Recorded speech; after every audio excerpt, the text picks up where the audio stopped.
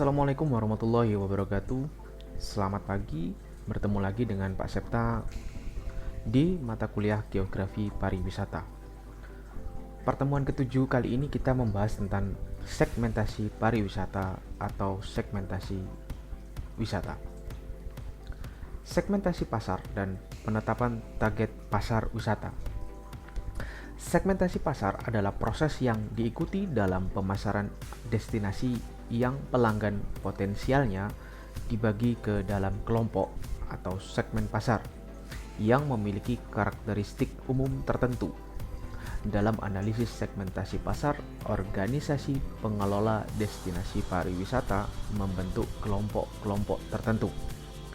Target pemasaran didasarkan pada kriteria yang ditetapkan oleh organisasi pengelola destinasi pariwisata.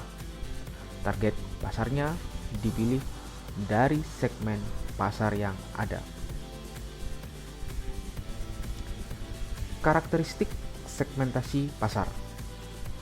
Ada berbagai karakteristik yang digunakan untuk membagi segmen pasar pengunjung, yaitu yang pertama, segmentasi pasar berdasarkan tujuan wisata. Yang kedua, segmentasi pasar bersumber geografis. Yang ketiga, segmentasi pasar demografis dan sosial ekonomi. Yang keempat, segmentasi pasar psikografis. Yang kelima, segmentasi pasar berdasarkan perilaku. Dan yang keenam adalah segmentasi pasar berbasis produk. Kita menuju ke slide berikutnya. Segmentasi pasar berdasarkan tujuan wisata. Dalam melakukan perjalanan, wisatawan biasanya memiliki beberapa tujuan. Tujuan yang pertama biasanya liburan atau rekreasi. Tujuan yang berikutnya biasanya mengunjungi teman atau kerabat. Tujuan yang berikutnya biasanya bisnis dan event. Dan tujuan yang lain yang terakhir itu biasanya perjalanan pribadi. Segmentasi pasar berdasarkan geografis. Segmentasi pasar bersumber geografis di bidang pariwisata mengidentifikasi dan menggambarkan wisatawan berdasarkan tempat tinggal. Segmentasi pasar bersumber geografis sangat populer dalam pemasaran pariwisata karena sederhana untuk diterapkan dan wilayah geografis memiliki definisi yang jelas dan diterima secara luas. Pengukuran pasar ini sangat mudah dan pasar telah dikaitkan dengan statistik demografi, sosial ekonomi, dan pariwisata. Segmentasi pasar berdasarkan geografis ini dibagi menjadi dua, yakni pariwisata domestik dan pariwisata internasional. Segmentasi pasar demografis dan sosial ekonomi. Segmentasi pasar demografis dan sosial ekonomi meliputi pengelompokan konsumen berdasarkan pada statistik penduduk. Status sosial ekonomi seseorang ditentukan oleh kombinasi dari pendapatan, pendidikan, dan pekerjaan.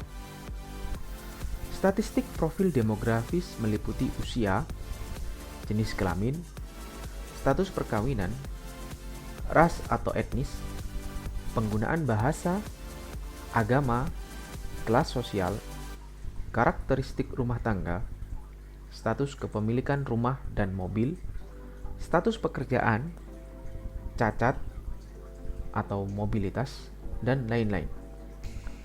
Statistik demografis dan sosial ekonomi biasanya tersedia dari Biro Statistik resmi di setiap negara dan dikumpulkan melalui sensus nasional atau Badan Pusat Statistik. Kita lanjutkan ke slide berikut. Yang berikut adalah segmentasi pasar psikografis.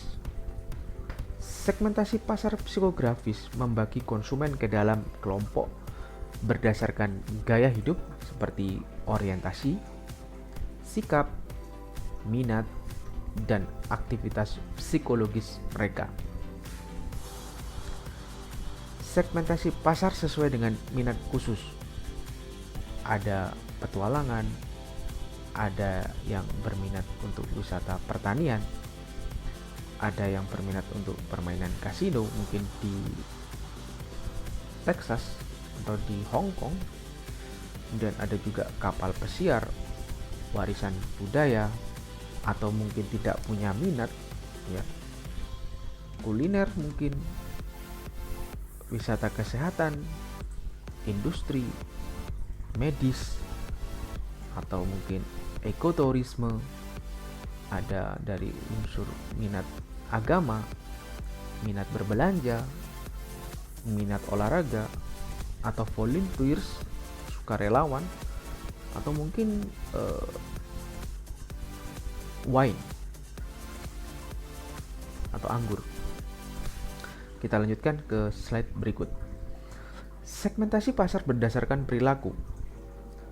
Segmentasi pasar berdasarkan perilaku adalah pengelompokan wisatawan berdasarkan perilaku pembelian dan perjalanan terdahulu atau niat pembelian perjalanan pada masa mendatang. Beberapa karakteristik perilaku dapat diterapkan termasuk volume, frekuensi, status penggunaan, kesempatan penggunaan, loyalitas merek, manfaat yang dicari, lama tinggal, pengeluaran, moda transportasi yang digunakan, tingkat pengeluaran, preferensi pengalaman, dan pola partisipasi aktivitas. Segmentasi pasar berbasis produk.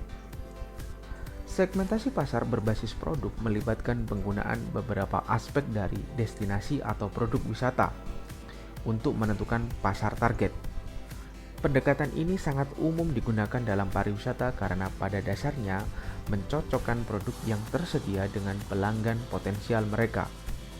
Contohnya antara lain karang dan bangkai kapal untuk scuba divers dan berenang snorkel, pegunungan bagi pendaki dan hikers, museum bagi wisatawan budaya, spa untuk wisatawan sadar kecantikan, ekowisata dan produk wisata satwa liar berdasarkan lingkungan alam yang menarik tipe wisatawan tertentu. Kita lanjutkan slide berikut. Evaluasi segmen pasar. Pilihlah segmen pasar yang destinasi akan mampu melayani atau produk market match. Yang kedua, pilih segmen pasar yang pertumbuhannya menjanjikan. Yang ketiga, pilih segmen pasar yang biayanya lebih efisien dibanding dengan segmen yang lain. Kita ambil contoh di Wakatobi di Sulawesi Tenggara yang merupakan surganya para scuba divers. Divers itu penyelam ya. Target pasarnya adalah divers, domestik dan internasional. Secara geografis, biasanya mereka tinggal di kota-kota besar di Indonesia kalau domestik. Kalau untuk internasional, biasanya berasal dari Australia, Asia, dan Eropa. Atau mungkin orang Kaukasian yang tinggal di Asia dengan durasi penerbangan kurang dari 7 jam.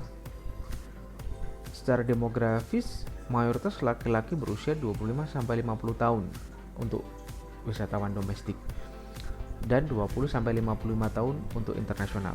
Memiliki latar belakang pendidikan diploma sampai pasca sarjana, bekerja sebagai profesional, eksekutif muda, pegawai swasta, pengusaha, dan pensiunan.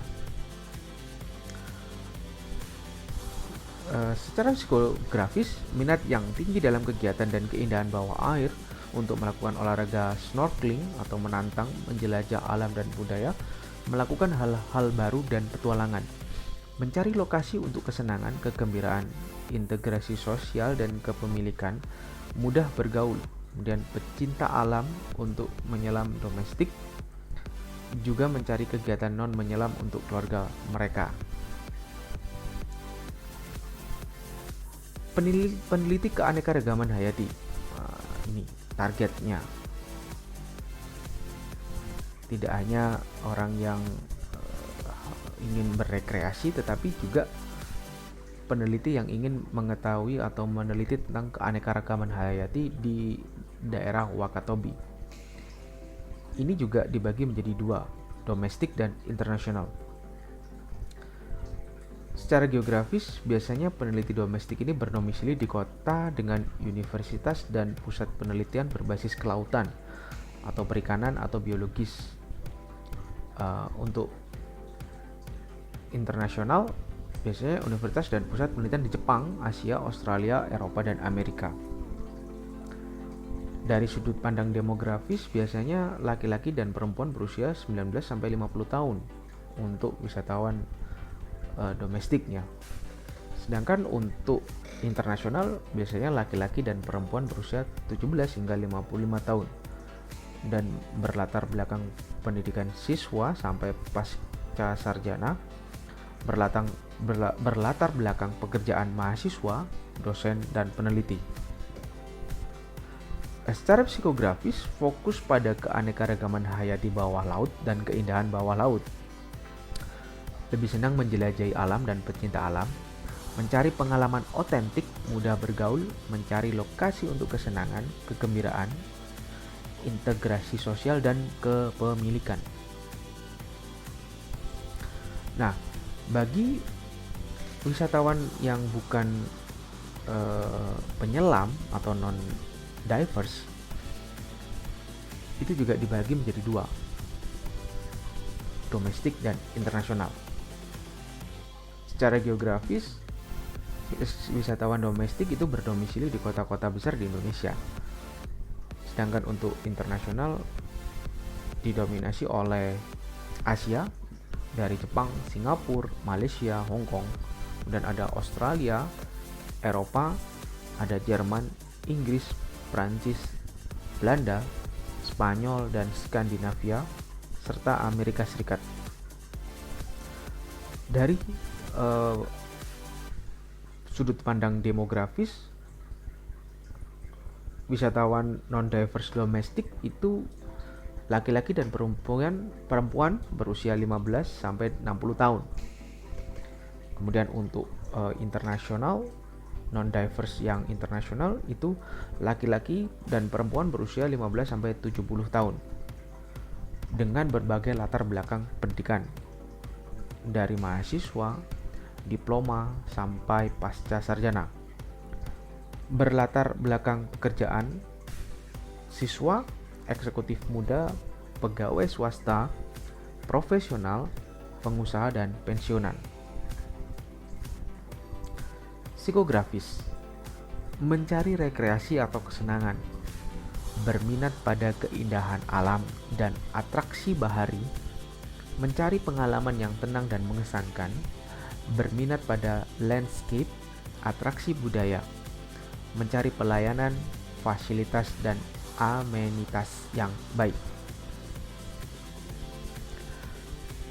Daftar periksa untuk segmentasi pasar dan pemasaran target. Destinasi pariwisata harus melengkapi daftar periksa berikut untuk segmentasi pasar dan pemasaran target. Yang pertama, sumber wisatawan yang ada benar-benar dipahami.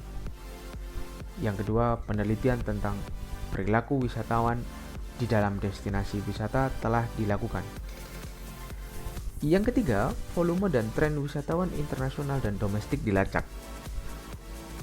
Kemudian yang keempat, pasar MICE dan bisnis wisata ditangani dengan penjualan dan pelayanan. Pasar minat khusus atau SIT telah ditentukan dan dikembangkan. Dan yang keenam, semua kategori segmentasi pasar telah dipertimbangkan. Terima kasih. Saya kira itu dulu yang bisa saya sampaikan pada pertemuan kali ini. Jika ada pertanyaan, silakan tuliskan di kolom komentar di YouTube kalian. Sampai bertemu lagi pada pertemuan selanjutnya. Saya akhiri, selamat pagi. Assalamualaikum warahmatullahi wabarakatuh.